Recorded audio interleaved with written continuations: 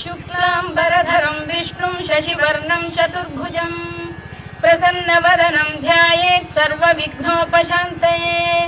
व्यासं वसिष्ठनप्तारं शक्तेः पौत्रमकल्मषं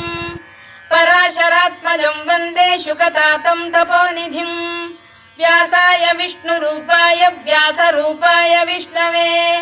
नमो वै ब्रह्मनिधये वासिष्ठाय नमो नमः अविकाराय शुद्धाय नित्याय परमात्मने सदैकरूपरूपाय विष्णवे सर्वजिष्णवे यस्य स्मरणमात्रेण जन्म संसारबन्धनात् विमुच्यते नमस्तस्मै विष्णवे प्रभविष्णवे ॐ नमो विष्णवे प्रभविष्णवे श्रीवैशम्पायन उवाच